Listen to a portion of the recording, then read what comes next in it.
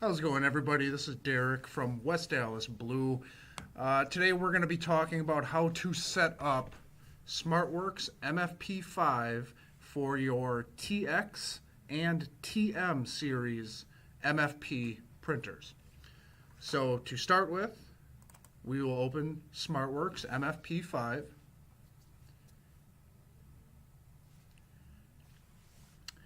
And when you first open the software, you will notice that it says the T36 scanner with no media. There's nothing inserted in it. But on the bottom right, it says no printer. So what we're going to do is set the printer up in the software. To do that, hit Printer Setup, and you will see your machine, your printer that is installed on your computer. We click it, hit OK, and it will search for the printer. All right, so now it's showing that the Canon TM-305 is online. Once that is completed, the next thing I do, I always go through setting up a couple of presets as well as changing the default scan to file location. So to start with, we're going to go through setting up the scan to file location and then the presets. So to set the scan to file location, we'll select this little gear icon, Settings, and from Settings, we're going to go to Program Preferences, and you will notice on the bottom here you have two little circles.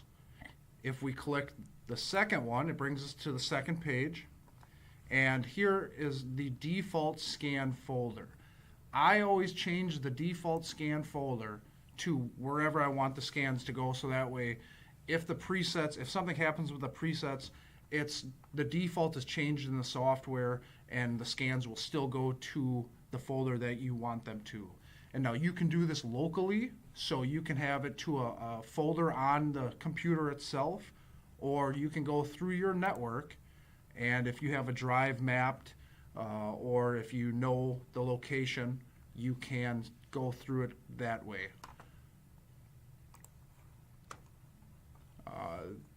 The units, I always change. They come defaulted as millimeter. Here in America, we like inches and feet instead of millimeters and centimeters. So you just click it and it switches it to inches. Then from there, if we go back to the first page again, just a little overview of what we're looking at here. So the home screen functions displayed: copy mode, scan mode, copy and archive, print, edit, and help. Typically when I set these up, edit, I turn off, print, I turn off, and copy and archive, I turn off. So that way the only options you have on the home screen will be the copy function and the scan function, and I also leave the help function on. It kind of, if the end user needs some assistance, they can click that and it'll kind of give them a little bit more in-depth detail about what they need to do. From there, we're going to hit the home screen, or the home button, and now you can see I only have those four icons. I have scan, copy is back here, help, and then obviously the settings. To make custom presets, what you do is start by selecting Settings, and then Presets, and then Scan. So here's a list of all the default presets that come with Smartworks MFP5. However, I like to simplify this list a little bit, make it a little bit easier for the end user. Most of our customers that we see do technical drawings and documents, so they don't really need color graphics or gray graphics. Color lines and gray lines work just fine for what they do. Now, if your customer is a higher end graphic arts type customer, you may want to leave color graphics on. But for the case of our customers, how I set these up, I start by selecting color lines, and then down here select copy, and I rename this color PDF,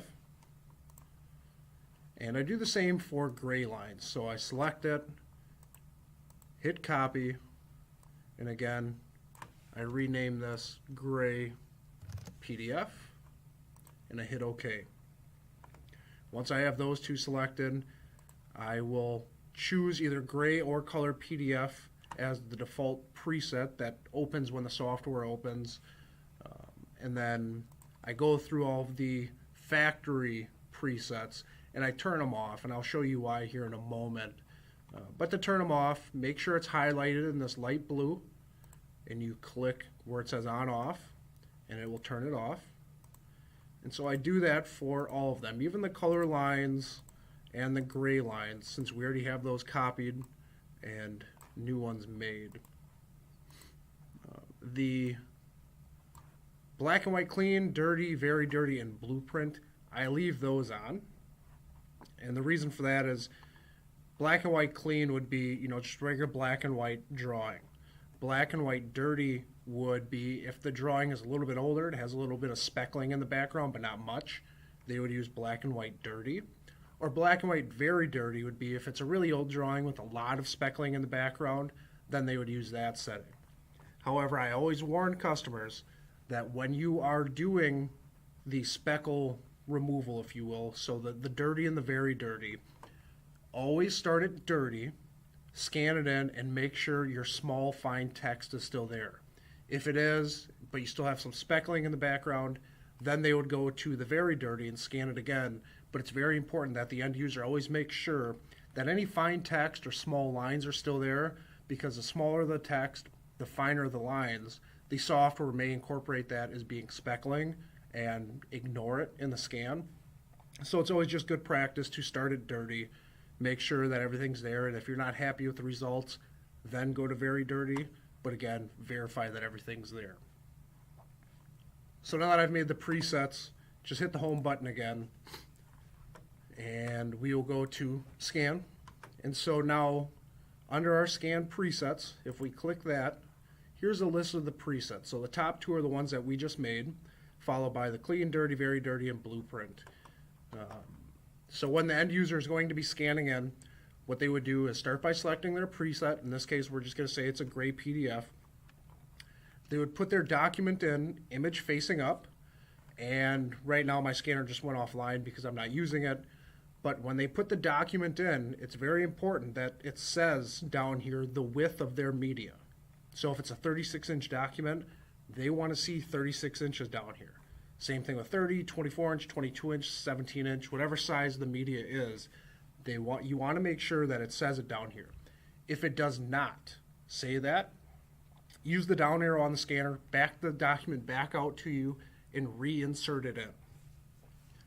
For anything other than 36-inch wide media, I haven't seen any issues, but with the 36-inch wide media, when you put it in, sometimes I have seen it give you some fake or erroneous numbers. You want to make sure that it says the proper size down here. Once it says the proper size, this button over here will illuminate green.